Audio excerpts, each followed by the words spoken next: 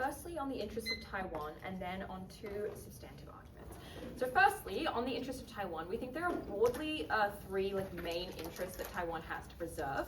We think firstly and most importantly is its independence. We think there are a number of reasons why Taiwan values its own independence. We think this is just firstly a historic revealed preference that they continue to stand against China despite the fact that they have an ideological interest in, reclaiming Taiwan as a part of their territory. We see that there has been divergent evolution in these countries since the point of the split in the mid-1900s, where they have developed disparate cultures, they have developed differential, ideologies, ideas about the way that the world should work, ideas about the way they should be governed, and this just means they do not share necessarily a similar culture or as similar as, China would like it to be, and this just generally means that they want and they value their own independence, specifically as well as a democratic institution. We see that this has also been revealed through the fact that Taiwan has a bipartisan political structure, which has always voted in the anti-China party over the more pro-China party, and this just shows that the citizens themselves have an interest in, diverging from China. We think as well as this, Taiwan believes that it'll lose its own ability to make things like centralized government decisions, which affect its own people if they were to, to be subsumed into China. And this is specifically as well because of the massive population differential we see between Taiwan and China. Specifically, Taiwan has a population of around 30 million, whereas China, famously has a population of over 1 billion. And if they were to be subsumed into China, we believe that they will see themselves as become just another province. It's unclear that Taipei would even become an A-tier city in China, given the massive population and massive size of Chinese cities. And this just generally means that Taiwan has a huge incentive to maintain its own independence for all the reasons that I've outlined to you there. The other interest that we recognize in Taiwan is obviously just their economic furtherance. We believe that having a structured economy that continues to grow is obviously just in the interest of most nation states, but specifically for Taiwan, that just does look like maintaining good relationships with the current allies they have, most of which are in the West, who align with them more politically and have offered their support to Taiwan in the past. And this does happen through things like the comparative advantage in trade in things like semiconductors that they are currently engaging in. And the last thing that Taiwan is interested in is this idea of preserving the life and quality of life of their citizens. This just does mean minimizing the impact that any sort of conflict has on the daily lives of their citizens, and minimizing the amount of, intense disruption that any sort of war or any sort of military action with China would actually have on the people who live there. Moving on then, to discussing what the Porcupine Strategy looks like, we think there are broadly two things to discuss here. And this firstly looks like obviously most of the things mentioned in the info slide, being technology, being things like mines, being things like anti-tank missiles. But secondly, and very importantly as well, this looks like developing and maintaining international relations with big military powers. This does look like the US, this does look like other Western nations, because those act as deterrents as well, at the point that you believe as China that when you take action against Taiwan militarily, you will just incur the wrath of actions like actors like other, potentially European nations and things like that who have pledged their allyship to Taiwan. This just means that at the end of the day, the Porcupine Strategy is particularly important to Taiwan for preserving all of its interests. My first argument then is why this is specifically done well and why this is successful at deterring China, because we think there are two possible counterfactuals. Firstly, as alluded to in the info slide, you have this counterfactual where you do things like direct military action against Taiwan as China, from Taiwan to China, and this just means things like actively maintaining fighter jets and a military institution.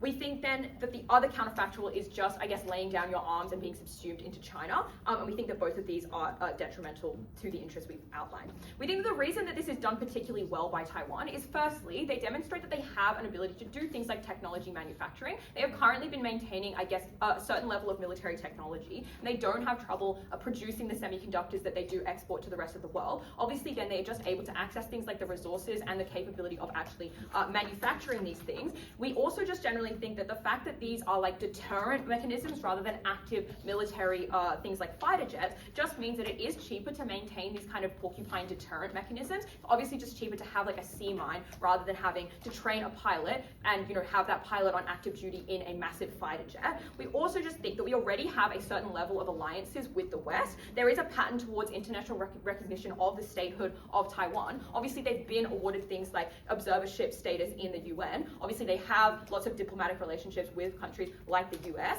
and they are also just generally viewed positively in specifically Western nations as well. This just does mean that we see an ability for Taiwan to cultivate these kind of international relations that provide deterrence to China coming into the country. Cool. Why is this then successful? We think that China is currently lacking, I guess, the incentive and also the capacity to engage in this sort of active conflict with Taiwan. And at the point that we are able to establish and fulfill this Porcupine Strategy, we are able to successfully deter them from not only short-term but long-term action in Taiwan.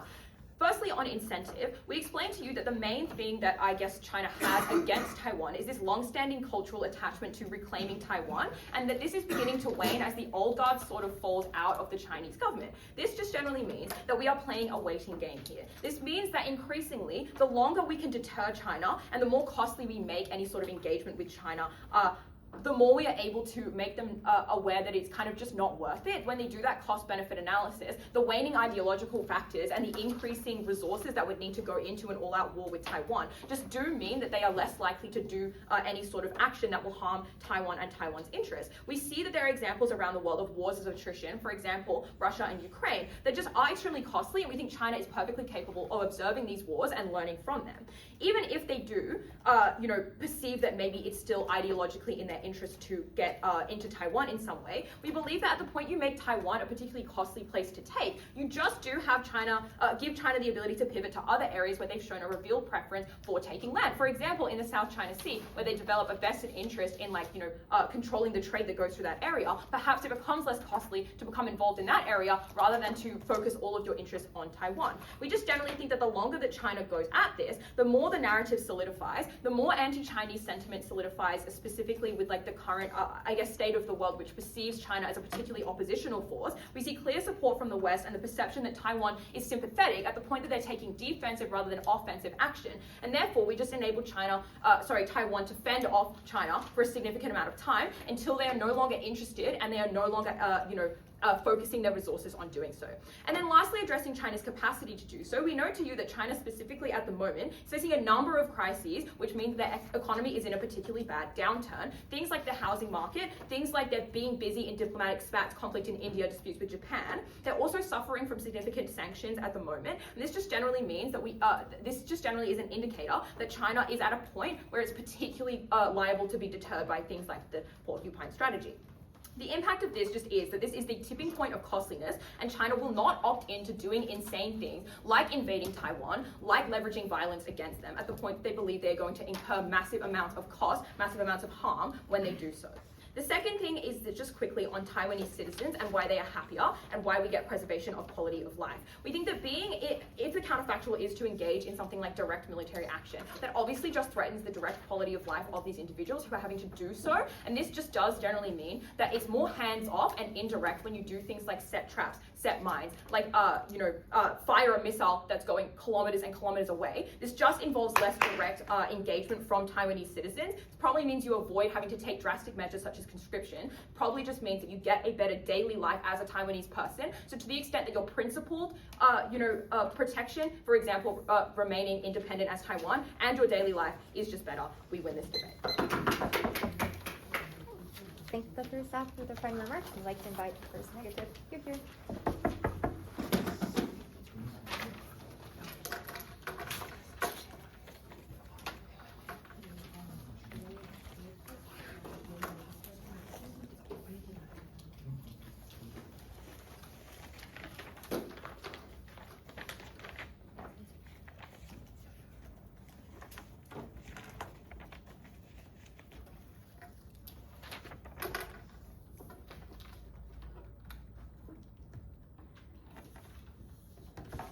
First, Affirmative's argument is literally that these weapons work, and therefore they are defensive and they are good. There's no comparative argument as to why conventional weapons are not better or are worse at doing the same goal. We'll argue that conventional weapons are actually better for the reasons that I'll mention later. Two pieces of setup. One, the interest of Taiwan. We agree that Taiwan cares about independence. There are three major ways in which this manifests. One, you want to defend yourself versus China at the point at which an invasion or a war occurs. Obviously, you want to keep China out of your territory, and you want to make sure that you can win this war and defend your country. Second, you want to deter invasion. Like before the invasion happens, you want to change China's calculuses of the likelihood of success and deter invasion in that way. And therefore, you want to make China's chances of success as low as possible by having a good wartime strategy.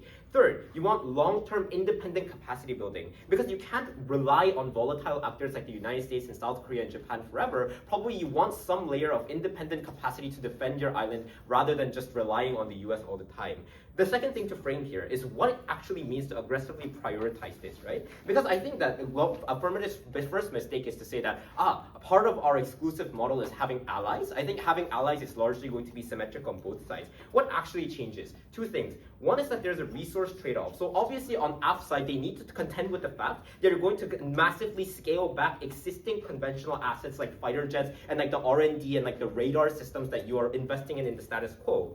And probably you're going to invest in low-cost, high-quantity assets that are very simple, like drones and mines in that place. But the second more important thing that changes is the defensive strategy of your country, what stance you take at the point at which an invasion happens. In the conventional sense, probably these assets are more focused on things like defending and capturing key tactical points and holding those assets with things like aerial support and tanks and stuff like that. And also you're also going to be focusing on things like preemptively taking down attacks with radar technology and actually having the capacity to defend against certain missile attacks, for example, by having things like Iron Dome. But on their side, probably the strategy changes, because your strategy is not to defend the city or defend the beachhead. Your strategy is to invite the army in first and hurt them as much as possible, changing the calculus of the leadership and the political calculus of the leadership of the enemy. So your defensive strategy is not to defend that beachhead or defend Taipei. It is to kill as many Chinese people as possible so that the CCP feels pressured into not invading you. This is the fundamental shift that happens, and this is the actual comparative on this debate. The first thing I'm going to talk about then is why this is a terrible wartime strategy. The first thing to talk about under this argument is why conventional weapons are quite effective in actually deterring China and defending against China.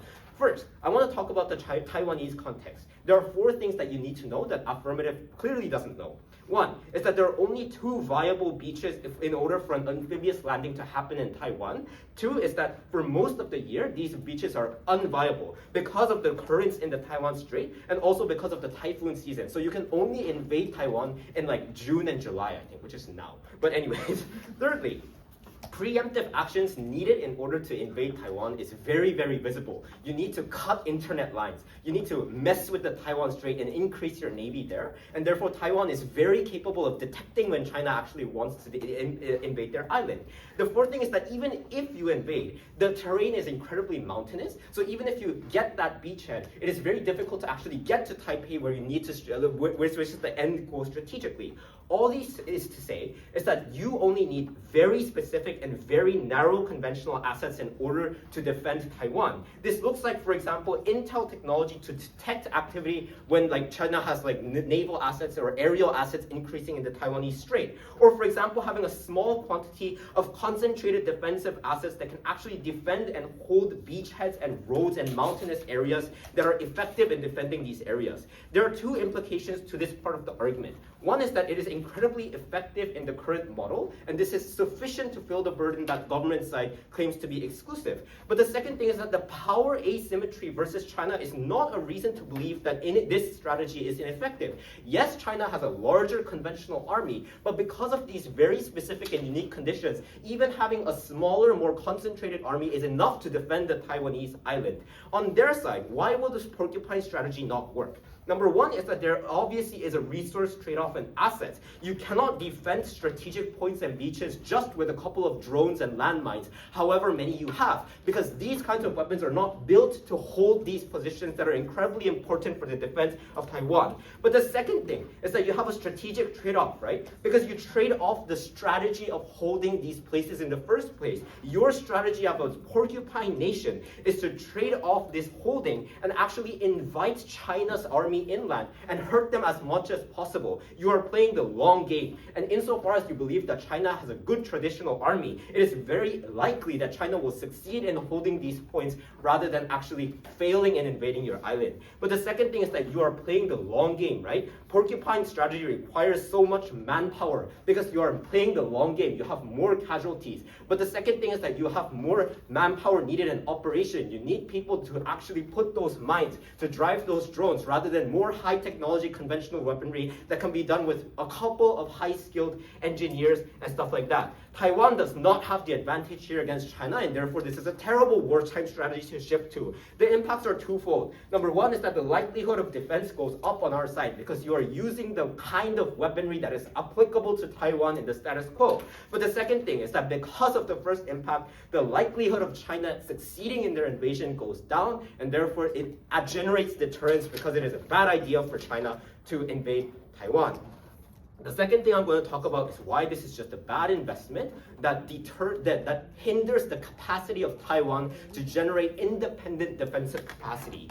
That generates the premise of this argument is that it generates huge amounts of sunk cost in existing assets that Taiwan is incredibly good at, but it also trades off a very large amount of your capacity to defend yourself independently, regardless of how much your allies like United States, South Korea, and Japan come to your aid. There are three things that Taiwan is doing in the status quo. One is that they are forming networks, things like United Freedom Shield, which is an aerial training exercise that Korea and the United States and Japan are doing together. Taiwan is participating in those things and investing in those assets. They are benchmarking things like the AUKUS aerial defense network. And in order for you to have this, you need to have consistent investment into these technologies. But they are also importing things like older generation, like high-tech, defensive assets from the United States, from like defense contractors like Hanwha or like LIG, or for example, Lockheed Martin. These are all things that the Taiwanese government is doing right now. The second thing is that their officers are trained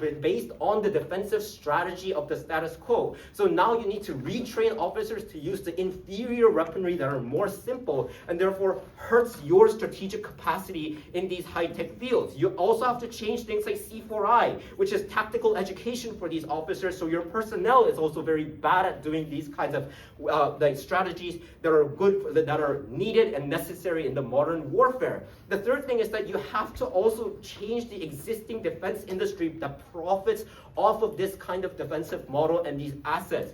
The implication of this argument is two things. One is that this argument proves that there are further strong reasons as to why Taiwan is likely to be really good at this strategy, because they're already doing all of these things. But also, if you pivot from all of these things that Taiwan already has, your capacity to defend yourself in the way that is most applicable to Taiwan goes down. For all these reasons, negate. Thanks first negative for their final remarks. I'd like to invite second affirmative. You're here.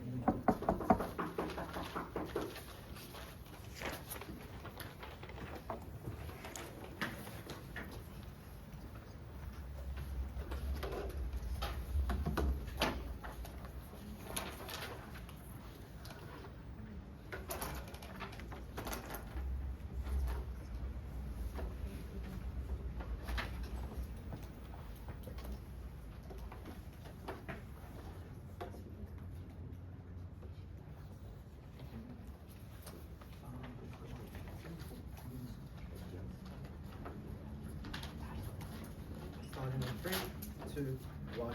When we look at all the countries in the past that have defended against a big power, we see the Porcupine Strategy has been hugely effective. When we turn to the Vietnam War, we see they were able to successfully defend against the invasion of the US using Porcupine strategies by having lots of landmines, by having lots of people scattered around the whole entire country, making it impossible for the US to able to do it by a complete military takeover. We see what is happening currently in Ukraine with lots of drone warfare against the Russians. We see what Iran did to successfully defend itself against the United States, we tell to you that Porcupine Strategy is the most effective way to defend against a nation that is invading you and to act as a significant deterrent, especially against a nation that is currently suffering so much economical impact until keep them away until you are able to, until the old guard lays down and decides to make a deal to come to peace with you. A couple of things in the speech. Firstly, on conventional weapons. Secondly, on what is our burden, what do we have to defend, and finally, just I suppose a bit of weighing. The first thing they affirm negative claims to you is they tell to you that conventional weapons exist and they are better and more suited at defending in Taiwan. They point that there is like a military beach that you can defend, they can only invade July and Hoxie. Couple of responses to this. The first thing to note is that as given in the info slide, the conventional weapons are just going to be much more expensive and much more costly than using the Porcupine Strategy. I posit to you that a fighter jet probably costs you a couple $1 million.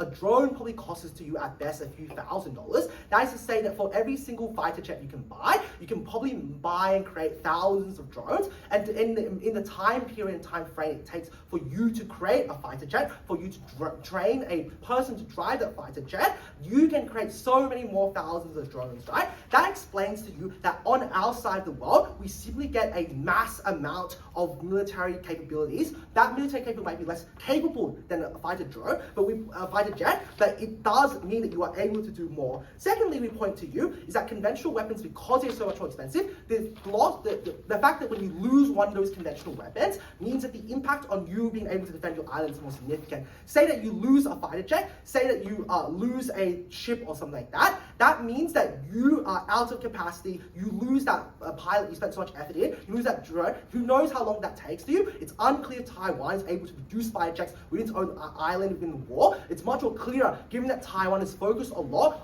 in building its own technology sector, and building its own ship production sector, that it is just able to more quickly ramp up drone production in the time it takes for it to lose a fighter jet. The third thing they claim is that they claim that this would require a lot of training, We posit to you that in the status quo, Taiwan currently uses both a Porcupine Strategy and some sort of defense strategy from aid from allies like South Korea and the US. We posit to you that this change in debate therefore is that you would prioritize, as they say, less of that conventional vote and more on the Porcupine Strategy. That looks like, for example, building more drones. It looks like, for example, building more air defenses, things like that.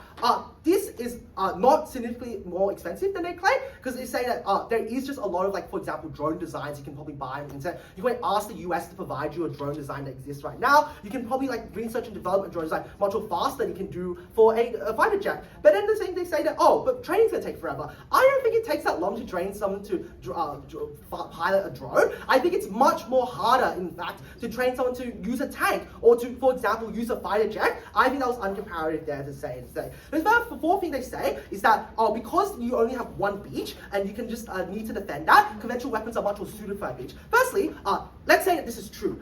If it's just one beach that you need to defend, it's unclear why our strategy doesn't work as well. Like, it doesn't unclear like when China dumps a lot of ships and tanks onto this beach, why you can't send them 1,000 drones, noting that it'd be much more harder to shoot down 1,000 drones if you're, for example, a soldier, right? If there's 1,000 drones at you, that's much more harder. If it's just one fighter jet, I'm sure you can, through pure chance, pure luck, you can shoot that down. But if you shoot down the fighter jet, that's your defense gone. But if you shoot down one drone, you still have to do with 999 more. That explains to you that it would not be much more harder to defend this beach, as he just said. But the second thing to posit is that I think this is just purely untrue. I think we can see through modern warfare tactics, for example, in the US invasion of Iran, and for example, Venezuela, that the more studies that is that air superiority is actually just the new way and new manner of fighting wars and winning wars. The fact that Iran, even if they lost all of their ships and lost all of their navals and they had to deal with US fighter jets, was still able to hold the US back with significant amounts of drones and fighter jets, tells to you that the person that's able to defend against the air the best is the person that ends up stalling the war just enough for China to realize that this war is probably too expensive for them to undertake, and they never take it to begin with. That was as they said.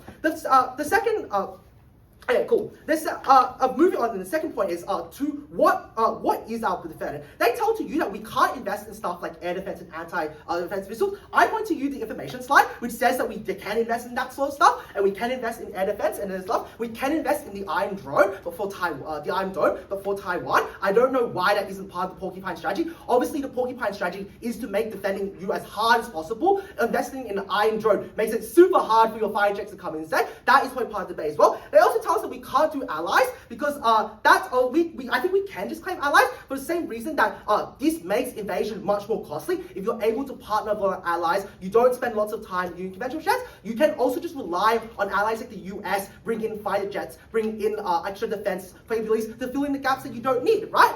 That is to say that I posit to you that you only need to defend, in the case of a war, you would only need to defend Taiwan until extra support is able to come. In the same way that Ukraine was able to defend the initial wave of Russian attacks for the first 2 weeks until US aid and US technology and US fighter jets were able to come and change the war. That is to say that it is Taiwan dead. The other thing to note with all of this is that all of the benefits that negative tell to you only unlock to the extent that China actually invades you, right? You need to be convinced that China is going to invade you, is going to attack you, is going to spend lots of money on invading you, right? We only need to tell you that our defense acts as a significant deterrent to prevent China from ever bothering to invade you to begin with. And if we are able to successfully convince you that is the case, that means we take the debate. You don't need conventional weapons if they are necessary better. If China never invades you to begin with, why is that the case? Well, we tell to you so many reasons why at Courtney that was never explained to why this is cheaper. Firstly, it's cheaper, it's easier to train, but then thirdly, it's just something that requires less technology, less research and development, and it's something that requires less manpower to take. That, for example, one person can just pilot hundreds of drones at once. You can use AI and drones to control them. You can just rely on allies to say, that is all part of the Porcupine Strategy as well. Thirdly, the third and final question is this: is land invasion a thing that's going to happen? As I said, I already told you earlier that land invasion is likely to happen. But say that does happen, and that China has to go around and say this time. We tell to you that. We tell to you that having multiple drones in different places and decentralizing your bases makes it harder for you to attack, because if all of your military structure and all your conventional strategy is focused on defending Taipei, it means that when China comes in, they only have to take over Taipei, take over the whole entire island. In the same way that during the Korean War, they almost defeated the entirety of South Korea, but they weren't able to because they went to get last bit. If you are able to decentralize your defense across the entire nation, it means that China has to spend more effort taking over the whole entire nation before they are able to get their benefits, which makes it even more harder for the deter. That was my thing. At the end of this debate, we just make it much more harder for China to defend you and defeat you. That was a good thing. That deterred the threats. Meant you no longer needed conventional weapons to defend you. Thanks a lot. I thank the speaker for their fine remarks and like to invite second negative. You're here.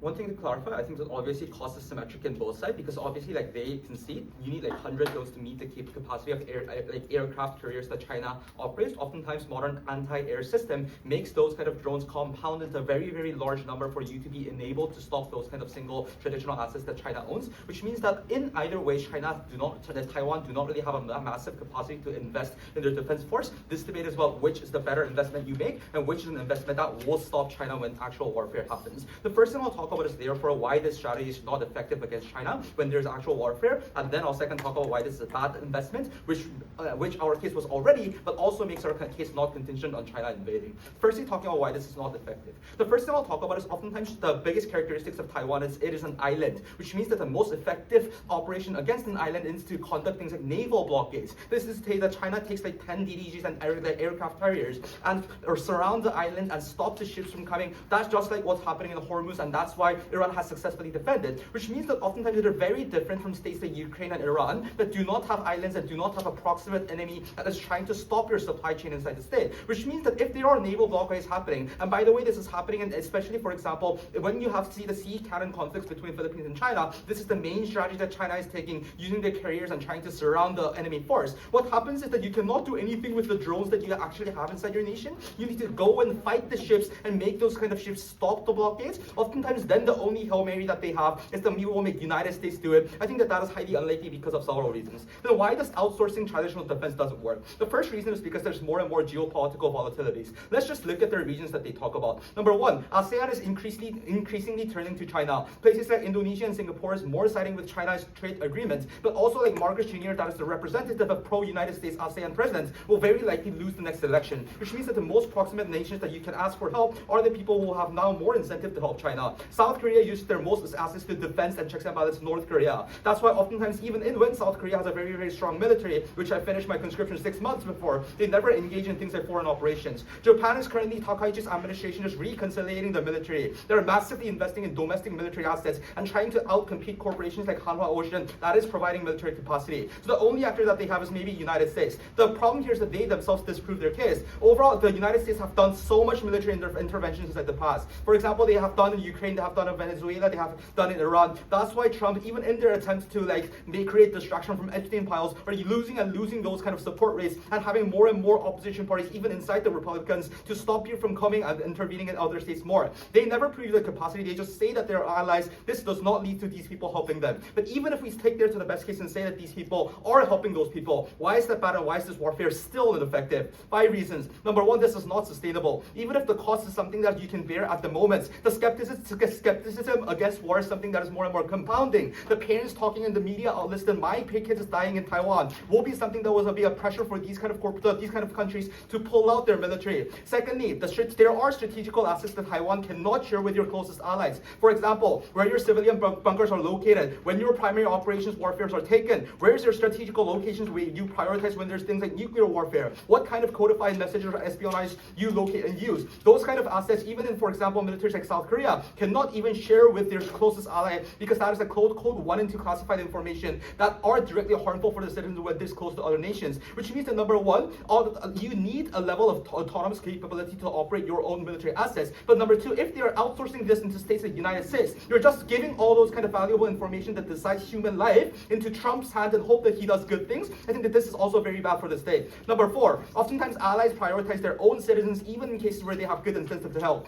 Guess what the United States have the first done when they come into the Korean War? The first operation MacArthur has proposed is to nuclear bomb North Korean territory because that was the fastest way to end the warfare. The reason why South Korea was able to stop that was because we had our own independent military that could stand against that operation and own military assets that we can have to take us autonomous attention. So even if it is true that these people help, they need to prove why these people always help in the good incentive for this country. Obviously, national governments prioritize their own citizens, own soldiers. If there's a fastest way that involves more casualty but save more US soldiers, that is the way that they will take. But finally, I think that oftentimes these strategies just empirically ineffective to big nations. So for example, when you see in Iran, it worked because oftentimes the biggest impact of Porcupine Strategy is that number 1, it creates more casualty, and number 2, it creates political pressure on governments. But in cases of, for example, when you see in Ukraine, obviously this works in 2025. The reason why it is not working in 2026, while there are more and more territorial expansion from Russia than ever, is because authoritarian states like Russia or China do not really get the political pressure, but also they have a bigger capacity in military because they have 16 billion people. So even if you have 1,000 mines inside your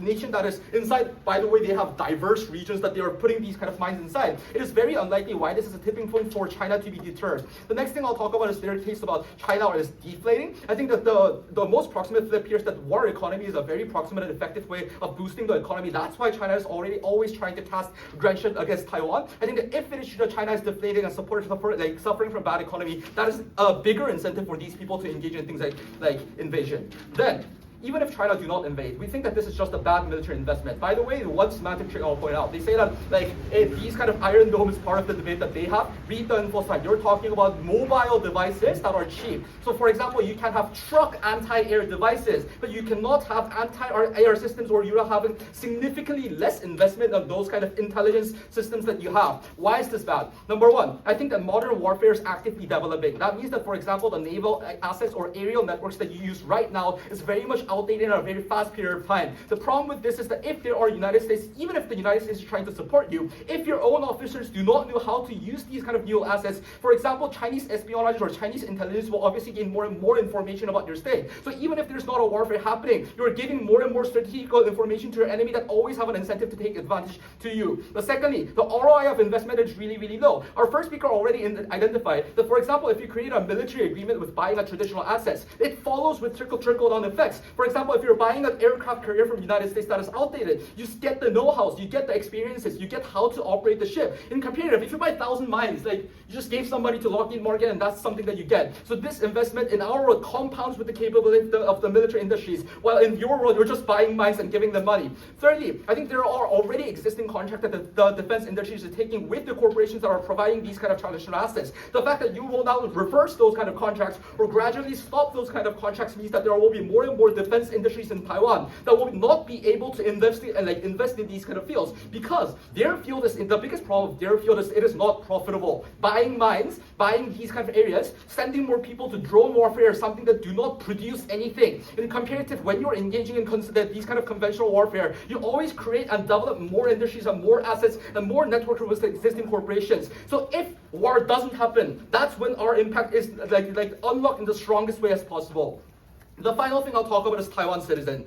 The very convenient claim that they make is Taiwan citizens don't like China, so this is a good thing to do. Number one, there is an active internal coercion going on Taiwan. There are more and more pro-Chinese factions emerging as a political faction populism inside China. That's why Taiwan. That's why oftentimes Tsai Ing-wen in the most recent election is suffering from the biggest loss inside her or her factions. I'm not sure if she's prime minister right now, but her factions is suffering from the approval rate that she has. The problem here is that you are now conceding that you are at active risk. We cannot fight against China and her ships, so that's why we are killing our people in the expense of stopping China. I think that those kind of things will exacerbate the internal coercion. But secondly, I think that this involves most civilian dislocation and casualties in the areas that you have mines with. Obviously, this is not what the citizens want as well.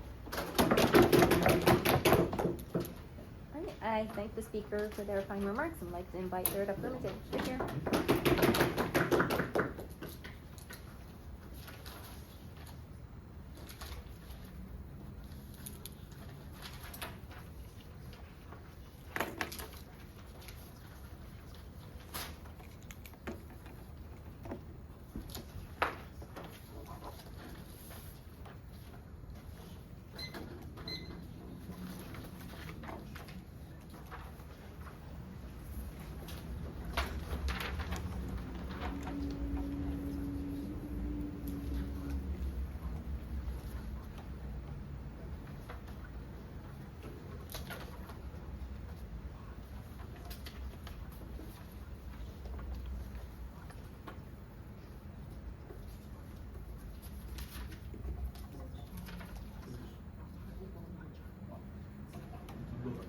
Starting in 3, 2, 1.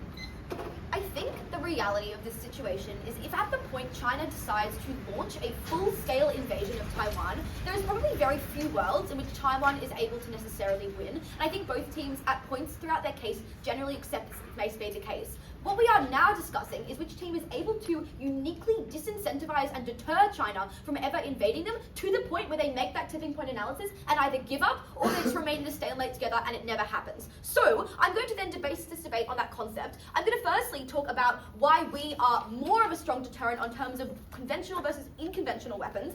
Then I'm going to talk about the calculus of quality of life and conventionality. And then I'm going to talk about a world in which China does invade, but note that we win on a world in which they don't. So firstly, on the idea of they tell you firstly it is scaling back existing assets. That is obviously really harmful because it means that China China does not perceive it as a deterrence. So they tell us a few things. They tell us that number one, you only need really specific areas to defend Taiwan. And what we tell you is that when you are aware that Taiwan has the ability to do the Porcupine Strategy, that is when it is a really clear disincentive. There are a few reasons to this. Firstly, I think the calculus between China has, so if in a world which Taiwan has built 10 of these really great boats that are conventional warfare, versus they have an unknown and unquantifiable number of bombs they can continuously launch at your ships, that is when you make the calculus that number one, I don't know how expensive this is going to be, and China, as we tell you unresponded to, is in unprecedented levels of economic distress right now with their housing market, and secondly, they are trying to launch a series of other confusing wars in the Pacific. They are lobbying a lot of their political costs into this. When we tell you three things, number one, you don't know how expensive this war is going to be, number two, you don't know how long it is going to be, and number three, you don't know what sort of level of resources you're going to have to lobby into it. That is when that decision-making calculus is really, really important. All of the reasons they try and give you as to why it is inviting them on land and necessarily like you only have to defend 2 points is actually really beneficial when you enact our particular policy. Because if China does know this, for example, and they know that you only have 3 boats, all they have to do is make the calculus of like, maybe I will send 10 boats. And at that point, no matter how indefensible your mountain strait is, and no matter how clear your naval pathway is, that is when Taiwan is probably just going to lose, and that is when China makes that decision. Comparably, why is our strategy much more effective? We tell you firstly, number one, it is hidden. It is often very hard to quantify the amount of small bombs you are able to continuously launch. And they try and tell us things like the Iron Dome concept is not applicable under our side, but I just ask you, please read the inflow side in which it tells you anti-air missiles are directly under our side of the debate. Things like launching at their ships is obviously incredibly clear, but we tell you secondarily that Taiwan is a really technologically well-placed country. They have almost exclusive access over types of technology and have consistent manufacturing, and they are also doing reasonably okay economically. So it is very difficult for China to ever quantify at what point necessarily they are able to make that tipping point analysis. Conversely, we tell you that we can do a lot of things, like number one, maybe they can only get in through the mountain strait. That is when you bomb that road as soon as they get in with your unending level of bombs. Yes, maybe it's not infinite, but comparably to maybe the 4 ships you were able to build or the 4 fighter pilots, if China, and we believe China is much richer and simply just has better connections or at least the capacity to just build more, that is when they are able to make a really clear tipping point analysis that just does incentivize them to invade. Conversely, we are able to tell you that we simply just introduce another strategy into this potential war, right? The world in which, for example, the Viet Cong was able to drive America out of their country, the world in which Ukraine has created a stalemate with Russia, the world in which Iran has been able to fend off the US because they are using these direct strategies indicates that A, you probably know the terrain better, yes, and this is the type of warfare that is uniquely successful when you know the terrain better. It has been historically proven and it is continuing to succeed, but on the claim of boat versus boat, it is always going to be Taiwan that loses, because no matter what, they have finite resources, whereas all of the things they tell you about how defensible the terrain is activates when you are utilizing this form of warfare specifically. So we also tell you it becomes a calculus analysis for the Chinese people as well. Why is it this really bad? We've already told you that China is economically struggling. So if the Chinese government is able to say, okay, we know, and they already tell you that like it's really easy to see ships. They tell you at first speaker that like Taiwan probably knows when China's sending in ships. So conversely, China knows when Taiwan has a certain number level of ships, right? It's obviously much harder to track how many missiles you have, how many underground bombs you have, how many things you are hiding in your little mountain straits they talk about. So why is it much easier then for China, let's say they want to invade Taiwan, to make this analysis? Firstly, they are able to probably quantify the number of exact resources that Taiwan has, or at the very least make a reasonable decision. Secondly, they're probably aware of the Taiwanese economy. Conversely, obviously when you are trying lots of little different strategies of the porcupine method and continuously firing at them, you are uncertain how long this war will take. You are uncertain the level of resources and men and our army members that you have to levy. And thirdly, you are just uncertain of the comparable costs you are going to therefore claim it. So they say we tell you the economic incentive, which is probably the most powerful for China, is especially compounded under our side because they're not able to go, all right, we're going to lobby this amount of money, and that's when we get Taiwan. If they are able to present a budget on Taiwan clearly, that is obviously a really big harm in a world in which they are uncertain how long this attrition can keep going, how many sacrifices they're going to have to make when you blow up their fighter jet. And note that obviously the porcupine method is able to take down bigger forms of warfare, because if you simply blow a hole in a ship, it is unfunctional, maybe you repair it, but it takes you 2 years to do so, that is when obviously there is a really clear disincentive for China to have ever engaged in this invasion. We also just tell you there is growing sentiment amongst the Chinese people that is against this invasion. If they perceive it is going to be a long, drawn-out war, if they perceive they are going to be stuck in it forever, if they perceive they're going to have to send their sons to operate these fighter ships consistently, that is a really big harm that they must accept in the world in which China isn't sure what this war is going to look like, isn't sure how long they can infinitely fire missiles at them, and they've already proven to us the exact geographical setup for this to succeed really well. That is when China makes the calculus that it is not worth it. And then firstly, we already tell you that it is a waiting game, and I think teams do concede that we would prefer a world, obviously, when China does not invade. So if we are able to tell you that firstly, the type of people who are young military members, people who are likely to be conscripted, don't want to go to war. They don't want to engage in this invasion when they know that Taiwan is able to continuously bomb their ships. That becomes a lot easier. It is really easy to convince the young men of China to go to war when they say, well, Taiwan has 4 boats and we have 12. That is a really clear calculus to make. Conversely, when it is that you will go over, you will be hit with an unknowable level of missiles, you will continuously be harmed, you will probably see your brothers die, it will not be an easy war, that is when you lose out on all civilian support of this particular invasion. So, at the end of this, what do we tell you? We tell you everything they tell you about the geography is uniquely beneficial to assist China in knowing that it will never be an invasion they can either quantify or demonstrate it is worth it, and that is when we activate all of the waiting game mechanisms. So, we think at the end of the day, why is it that also we probably just do engage the international sphere in a better way, and why is this beneficial? They try and tell us that we're never going to get international support. What we can tell you is, okay, actually I will move on to the second claim of if they do invade, a world in which they do invade, why is it at least better under our side? They try and tell you organizations like the US would have never invaded. We tell you firstly, it is not the same as intervening in Afghanistan for them. They perceive it as an attack on democracy when Taiwan is invaded. So at the point at which you perceive that your final bastion of democracy in the South China Sea has been taken over, and when you perceive that that country is able to defend it on the short term, we are able to tell you that the US does lock in. When the US says that no matter how many boats we will send, China will always, Taiwan will always have less than China, that is when the US probably doesn't engage in that war symmetrically, at least in a world in which you perceive, for example, that Taiwan is able to defend themselves, they are going to weaponize the geography uniquely. That is when we get success. We finally just tell you that it is much better for the Taiwanese civilian when they're not having to engage in that warfare, when it is localized and separated from them by this particular Porcupine strategy. Thank you. Thank the speaker for their final remarks. I'd like to invite third negative to close the constructive portion of this debate. Here.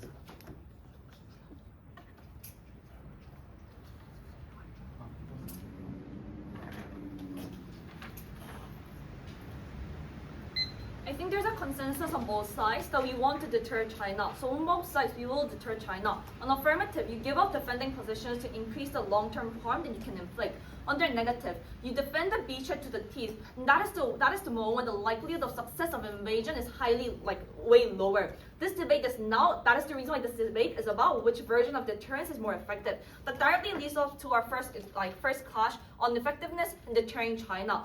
First, I think the way that affirmative wants to prove this is on the capacity of China. They say that they are in a volatile situation, and that is the reason why the cost becomes a tipping point. First thing I want to flag out is that this is inexclusive. Obviously, doing conventional attack is also very costly towards Taiwan. For instance, sending fighters or jets or battleships or tanks is something that is costly. Especially true because Yuhyeok explains about how you need very, very many conditions to fit in order to invade China. And that is the reason why the cost analysis is inexclusive. But second, even if a margin does exist, since dealing with the porcupine itself, because dealing with porcupine is costly, the capacity analysis is uncertain. In short term, China might lack capacity, but they have a very big economy and a big market, meaning that even if, like at the moment, China is likely to invade, is when they have full capacity. This is the moment the cost analysis becomes less important, meaning that the margin then goes on the military quality that Taiwan has.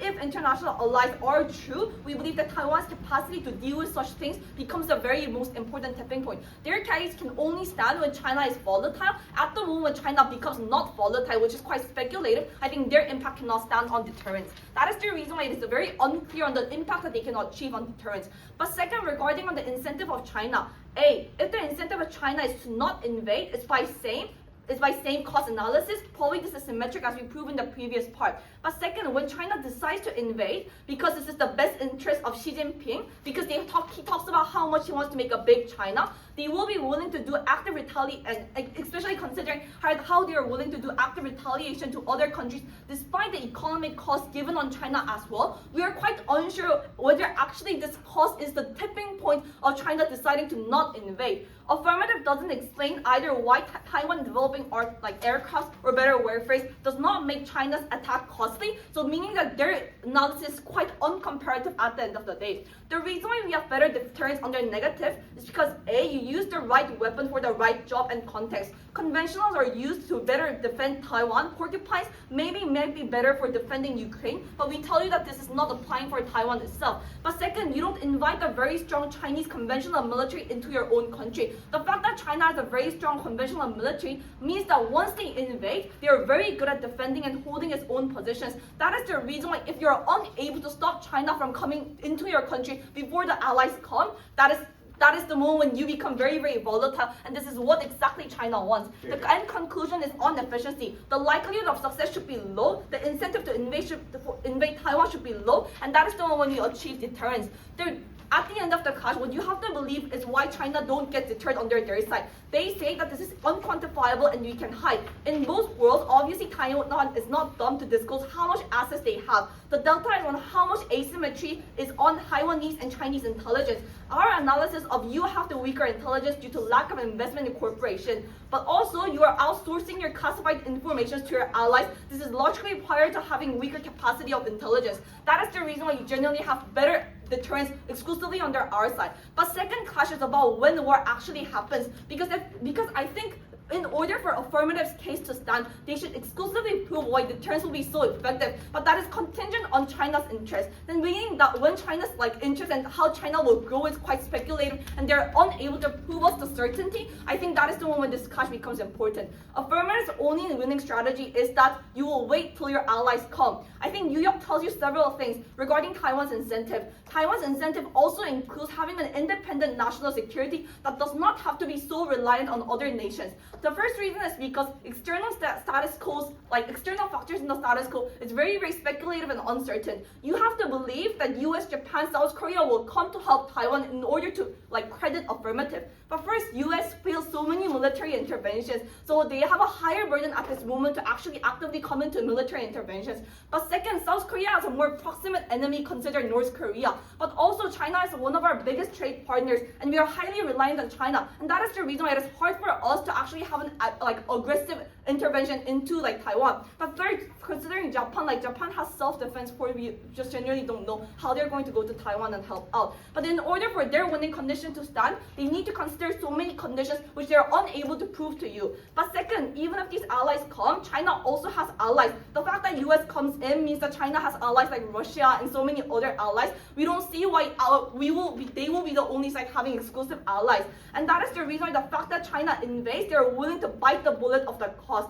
Then they are willing to prolong the conflict. Affirmative has to rely on allies to stay throughout the whole conflict, which is likely to be prolonged. This is a very, very high burden under their side that is not proven. But there we tell you why even if we have allies, this is better under negative. Because we have higher technology. This does not only delay, but we are able to do active defense and attack. Meaning that even under the Affirmative's best case that allies comes in, Wonjae tells you why we will also why us also having the similar level of military technology at Taiwan is crucial in utilizing the allies because we are able to provide strategies. But also even if under their side they come, it is ineffective because you can't share classified information. I think this is well explained by Wonjae that is not engaged. But second, there are several reasons why Porcupine is so ineffective. Yuhyeok explains this quite well, but Affirmative has so lazy responses. The second Affirmative says that we have anti-aircraft technology too. Read the info slide, please, because read the word before anti-aircraft. They are truck and shoulder mounted. This is a clearly inferior version and it's not the Iron Drone. Here. The implication is that they are a different type of weapon with a different strategic goal. If you want to achieve the same holding and defensive roles, you need to throw so many more drones, and this is inefficient. Throwing quantity at the problem would co-opt our benefit. But second, they say that we can attack other places but Taipei, but cost analysis of China, if it is true, it's very ineffective to attack other places but Taipei. But third, they talk about succeeding in Ukraine and Vietnam. Obviously, they have different geological conditions. Like when they used that in Vietnam, they didn't have much high technology weapons as in the status quo. The conditions are different. Their responses are very, very lazy. But even if you do not believe this, that we tell you why conventional is more important. Especially in the long term, we give you more effective response and unexpected structures. If you conduct naval blockades, you should like other things to Taiwanese boats, you should stop this, and that is the reason why I think the general effectiveness that we proved to you is quite standing in this debate. At the end of the day, the reason why the second clash is important is because of several reasons. First, the deterrence that China feels is an uncertain impact. They are an authoritarian regime. The power that Xi Jinping has is massive. We do not know how much, meaning that China is not much of a predictable actor. So Affirmative's benefit is quite uncertain. But also, both teams explains that deterrence happens. So even if you do not buy our first clash that we have better deterrence and think it's symmetric, I think this is resolved in the second clash. When war happens, there's a certain magnitude of harm is uncomparable. The risk of losing your own sovereignty and your citizens dying is very, very big. The effectiveness strategy dealing when the worst case happens is more important. But note that for Affirmative's case to stand, they have so many conditions. You need to believe that China doesn't have the incentive to invade Taiwan is low, when obviously all invasions are costly. Countries do it because they want the country. They want to be one China. We do not see why the cost is the tipping. But second, you have to believe that allies like Japan, US, South Korea will be willing to help out even if the conflict is prolonged. But third, also the Taiwan's capacity to outweigh them. Thank third negative for their final remarks. I'd like to invite negative to reply to some of your team's case. You're here.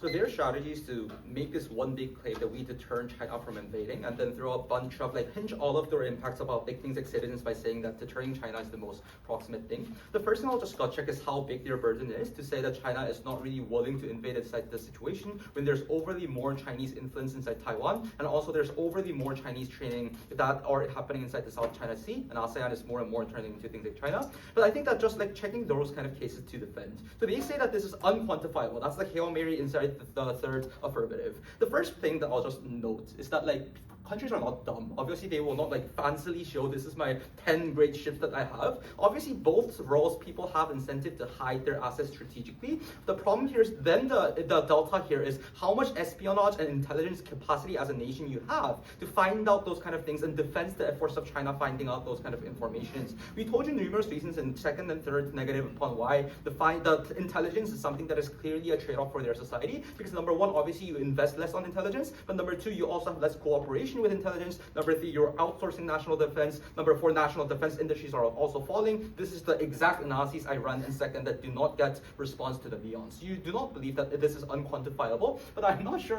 how much they will be afraid of 1,000 Taipei mines that you have when there are 16 billion people in China. We also gave you the incentive structure that authoritarian governments oftentimes do not respond to anti-war narratives, and that's why in the status quo, despite their outdated knowledge, Ukraine is now losing the war because Russia is actively doing things like corruption scandals in Ukraine, and no one is helping that porcupine, so Ukraine is dying inside a very slow process. The next thing we say is that the more comparative claim that we had is that oftentimes that Taiwan is like an island, so the primary thing that China will do is things like naval blockades. Their response is like, we can send 1,000 drones to like shut down that ship. The first problem is that, have you ever seen an aircraft carrier? Like, their case is that we will block Chinese missiles with their own truck anti-missile systems. By the way, aircraft carrier is a system where there's 100 jets on that, which all has their like independent anti-air system, which is quite modern. I'm not sure if 1,000 drones will be enough to take down those kind of ships. So our claim upon these kind of naval blockades needs intervention to stop those kind of boats from blocking your ships and killing civilians is something that is still standing in the debate. And then their final claim is delaying warfare is good. This claim is only contingent on them proving their allies' capacity to intervene. The only response that we get from the nuances in our team is that United States is like the protection of democracy, so they will intervene. Number one, I think that claim is also quite questionable when there are more and more more and more democratic backsliding happening in the United States, and there are more and more less caring about their democratic allies. But secondly, the nuance that they don't get is that the form of intervention is important. Maybe they intervene, maybe they come to your state, but the form of intervention will be the way that prioritizes United States citizens and soldiers, not the Taiwanese people. And for example, you will take faster methods like bombing people or bombing states and bombing areas to end the war fast. They did that in South Korea, which was also quite a vulnerable nation at that state. At the end of this claim, we don't believe that this deters China. By the way, they also did not respond that oftentimes war economy is something that is a very proximate way that China earns money.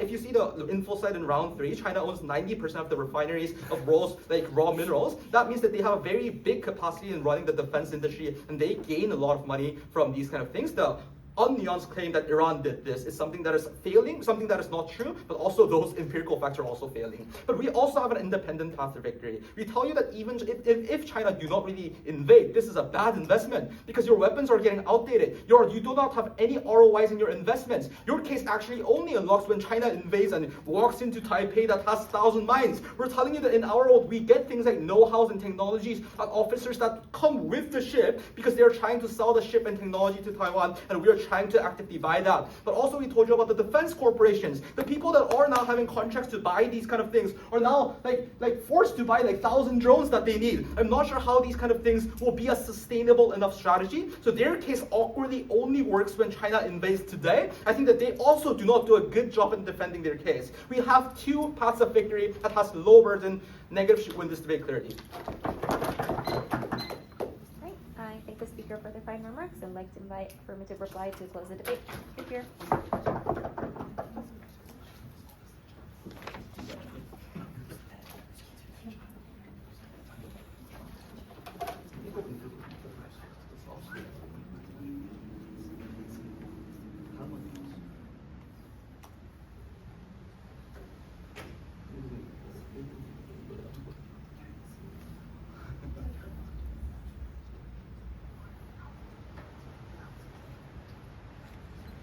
I'm going to do exactly what the negative reply just accused me of doing and make this debate one big issue that is essentially deterrence. This debate is not actually about what happens when China invades. Anything that the negative team has given you about what happens when China invades, what happens when China actually comes into the country, when China sends their 16 million military people into the country, when China starts bombing you from the sky with their fighter jets, pretty much conceded down the bench by both teams that we don't win. The problem is that we lose independence as Taiwan at the point that China launches a military direct attack. This means that the most important thing in this debate was always just to deter China from launching that invasion. Nothing matters in this debate except deterrence. It is symmetry city, but we are able to take it on deterrence because we are the only team that is actually capable of achieving this outcome. At the point of war, Taiwan does not win. They never actually explain to you why conventional weapons are capable of winning this war. And at their best case, they drag out the war by engaging directly militarily with China, and this has terrible impacts for the daily lives of Taiwanese citizens, as I flagged to you in my first affirmative speech. So then, Why do conventional weapons not work to deter? We told you down the bends that conventional weapons are things that are extremely big investments. They concede this by telling you that Taiwan gets things like ROI on these investments. Unclear why Taiwan has a need to have a particularly big military investment past the point of the Chinese potential invasion. Unclear why they're engaged in any other sort of military engagement beyond that. This is their biggest threat. We tell you they're extremely countable. They're extremely identifiable and locatable through things like satellites. They tell you don't just tell China, I have 3 warships. Yeah, duh. But you can very clearly see when a Taiwanese, I guess, military base has 3 huge aircraft carriers, I guess they have 3 huge aircrafts. Obviously, the other thing that we tell you down this debate is just that once this massive military investment goes down, it goes down and it goes down hard. At the point that you can no longer use your $16 million aircraft, you have to just buy another one. There's a massive investment you now have poured down the drain, as well as the resources you put into training the people who build those, who fly those, and the other people who take over their ship when they're finished. We just tell you that the mass expense and manpower required for these conventional weapons, as well as the fact that there are so few of them, and that they don't work successfully as a deterrent because they are not used in a way that is effectively successful against the huge manpower that they continuously flog to you throughout this debate of China, just means that conventional weapons never were a deterring force in this debate. On the other side then, why do our cheap mobile weapons definitively work to deter? We tell you that they are massive in number or specifically unquantifiable because in the same way that you can identify how many boats you have by satellite imaging, you obviously just cannot count the amount of bombs that you've planted underground, the amount of drones that you've set up in a trap on the beaches. This just means that China has no idea how much money, how much manpower, how many military pieces of equipment they are going to lose at the point that they engage in an invasion. We also tell you this idea about allies. They come back pretty hard on this and they tell you that we never know whether the US is actually going to become involved. But the point of this debate is not whether or not the US steps in at the point China invades, because the problem is we're losing that debate. Anyway, we're never going to win as Taiwan. We are never going to defeat them even if the US decides to pour in a bunch of military funding to Taiwan. The point then is that China is deterred by the fact that US might become involved, because you can never know whether they will or whether they will not. The fact that South Korea may become involved, Japan may become involved, and those just increase the cost-benefit analysis that China is doing at the point that they are thinking, do I or do I not invade Taiwan? At the point that China invades, no one wins this debate. Obviously, that is not where this debate occurs. The fact just is that we are the team that is able to achieve deterrence through a number of unique mechanisms that we have down the bench, and this just means that we preserve not only the sovereignty and the independence of Taiwan, which we weigh to you as extremely important throughout this debate, but we are also capable of defending the individual qualities of life of the Taiwanese people, and we're capable of defending their freedom, of their rights, and of the things that they value most in their life, which is just what they experience on a day-to-day level. Because of this, at the point of deterrence, which we achieve uniquely as AF, we take this debate.